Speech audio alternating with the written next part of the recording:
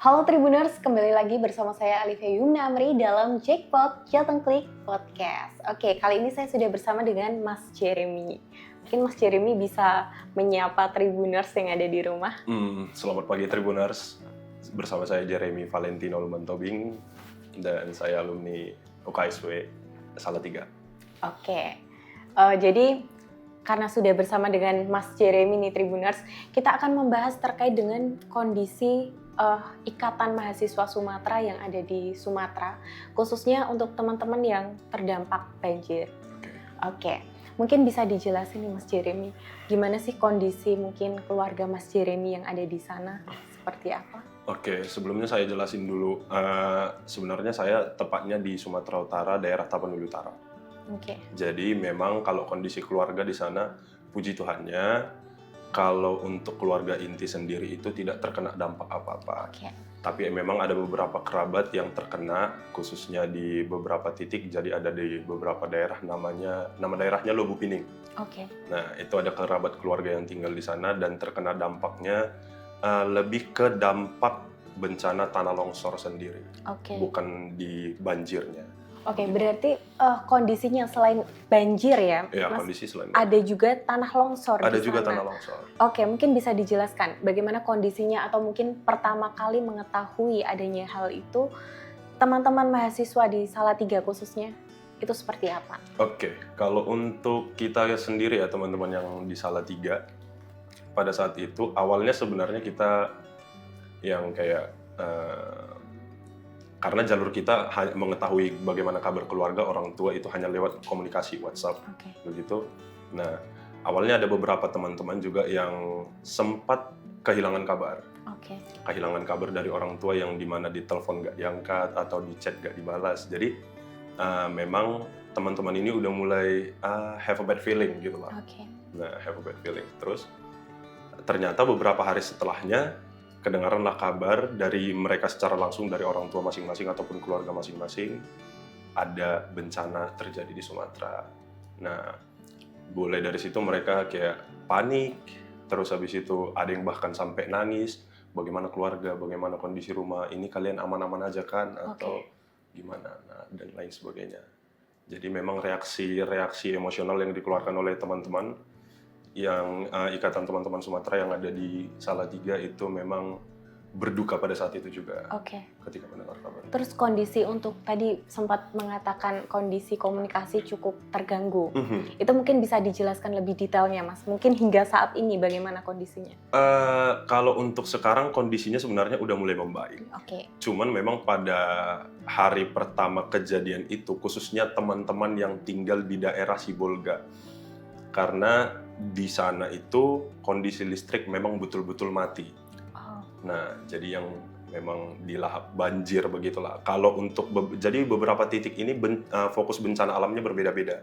Kalau kayak di Sibolga sendiri itu fokusnya ke, maksudnya bencana yang paling signifikan yang mendampak daerah mereka itu banjir, berbeda dengan di daerah Tapanuli Utara yang lebih signifikannya di tanah longsor, kurang lebih begitu. Jadi kalau untuk yang teman-teman di Sibolga kemarin, kalau berdasarkan cerita mereka dan keluhan yang disampaikan keluarganya kepada mereka sendiri, itu memang karena listrik yang disapu bersih sama banjir gitu.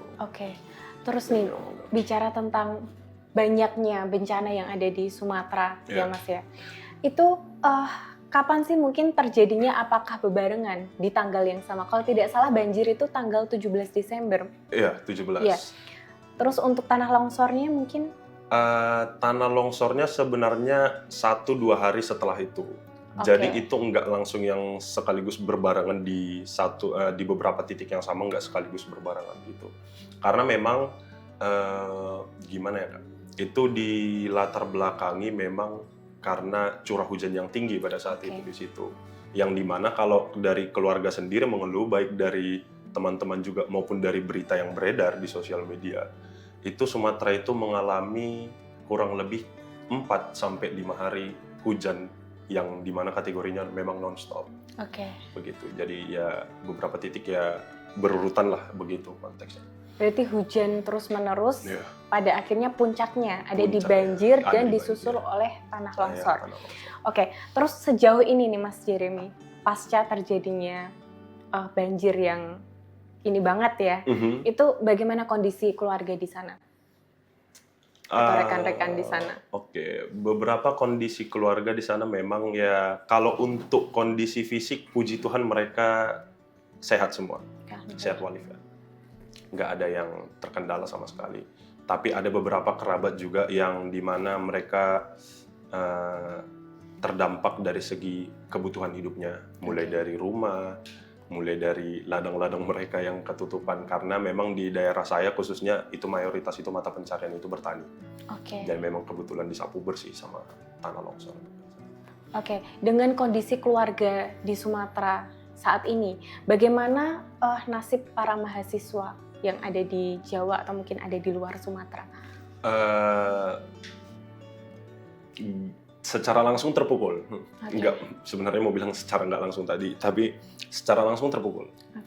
Nah, dan teman-teman juga yang ada di Salatiga juga menggerakkan hati, melakukan penggalangan dana dan melakukan donasi untuk bisa mengirim sedikit bantuan ke teman-temannya, ke keluarga teman-teman yang ada di Sumatera.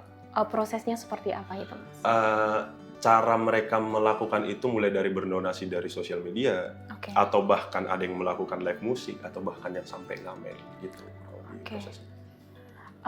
Terus dari banyaknya upaya yang dilakukan oleh mahasiswa maupun rekan-rekan di luar Sumatera yang berdonasi, sebenarnya bantuan apa sih Mas yang paling dibutuhkan saat ini untuk keluarga di Sumatera? Kalau dari yang saya perhatikan ya, yang saya perhatikan secara personal, sebenarnya yang paling dibutuhkan itu adalah kebutuhan pokok khususnya, kebutuhan pokok, dan ya ini sempat jadi permasalahan juga. Salah satunya kebutuhan pokok, terus yang kemudian bahan bakar. Bahan bakar, karena kalau seperti di daerah saya sendiri, Tapanuli Utara, itu sulit untuk itu. Dari awal-awal kejadian bencana alam terjadi, sulit untuk mendapatkan akses bahan bakar. Karena prosesnya itu, bahan bakar yang ada di daerah Tapanuli Utara itu disuplai dari Sibolga langsung. Sementara Sibolga terkena dampak yang bahkan lebih parah bisa dibilang. Dibandingkan wilayah lain. Nah, jadi maka untuk itu pemerintah Tapanuli Utara menginisiasikan untuk membeli dari luar. Jadi memang makanya lama dan harganya juga naik. Gitu. Terus bicara tentang dampak tadi Mas, ada nggak sih wilayah yang hingga saat ini masih belum terjamah atau mungkin sangat sulit mendapatkan akses ke sana? Kalau untuk sekarang, itu sebenarnya yang paling susah untuk dijamah itu ada salah satu daerahnya di Tapanuli Utara namanya Pahai, Kecamatan Pahai. Nah, daerah itu sulit untuk dijamah karena memang jalanan itu habis dibabat sama longsor juga. Jadi jalan menuju daerah itu memang aspal, tapi sebelah kanan itu tebing, sebelah kiri jurang. Nah, maka ketika terjadi tanah longsor tersebut, sampai aspal sekalipun itu dirusak oleh tanah longsor tadi. Tanah longsor itu. Jadi memang akses kendaraan khususnya roda 6 susah untuk masuk. Lalu bagaimana dengan masyarakat yang ada di sana? Apakah mereka kemudian berpindah atau seperti apa? Untuk sebenarnya jangkauan dari segi bantuan ke sana, ke daerah sana itu sampai. Tapi memang lebih susah aksesnya dibandingkan daerah-daerah yang lain seperti kayak Tarutung yang mengalami kebanjiran juga di beberapa titik meskipun nggak semua. Atau kayak tadi yang disebutkan ada Kecamatan Adian Koting juga, memang nggak sampai separah yang di Pahai tadi. Memang di Adian Koting juga fokusnya ke tanah longsor tersebut, cuman nggak separah sampai yang di Kecamatan Pahai tadi. Mungkin Mas Jeremy ini pertanyaan terakhir, ada nggak pesan yang mau disampaikan oleh masyarakat, oleh Tribuners terkait dengan bencana ini? Seperti itu.